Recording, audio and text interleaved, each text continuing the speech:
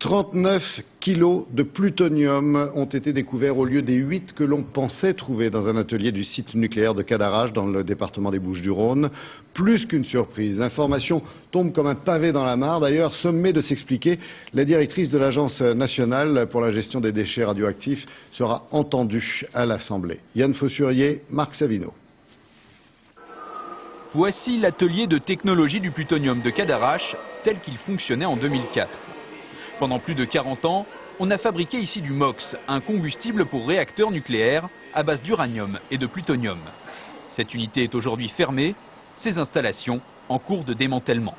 Mais en juin dernier, pendant les opérations de nettoyage, 39 kilos de poussière de plutonium ont été récupérés au lieu des 8 kilos estimés par le commissariat à l'énergie atomique. Une erreur d'évaluation sans conséquence, selon le responsable du site. Il n'y a aucun problème, la matière est sous contrôle, n'a pas été perdue, pas été volatilisée ou pas été utilisée à d'autres fins. Mais pour l'autorité de sûreté nucléaire, il y a un problème, car elle n'a été avertie de cette anomalie que la semaine dernière. Le gendarme du nucléaire a donc décidé de suspendre immédiatement le démantèlement en cours à Cadarache, en raison du risque représenté par cette poussière radioactive qui s'est amassée dans des boîtes à gants comme celle-ci. Quand on accumule trop de matière fissile, en l'occurrence de plutonium, dans un même endroit, il y a un risque que, sous certaines conditions, démarre ce qu'on appelle une réaction de criticité qui va conduire à l'émission de rayonnement en quantité importante et qui va faire courir un risque essentiellement pour les travailleurs.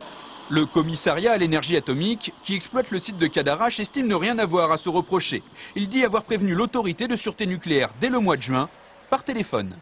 L'inspecteur assermenté, à qui l'on a téléphoné au début du mois de juin, donc pour le prévenir de cette procédure que nous mettions en place, hier il ne se souvenait même plus de notre appel. Donc c'est vous dire que pour lui ça ne devait pas être un enjeu majeur.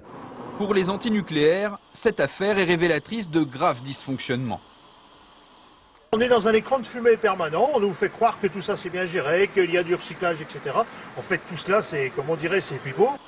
La secrétaire d'État à l'écologie, Chantal Joanneau, a jugé de son côté l'incident scandaleux et inadmissible.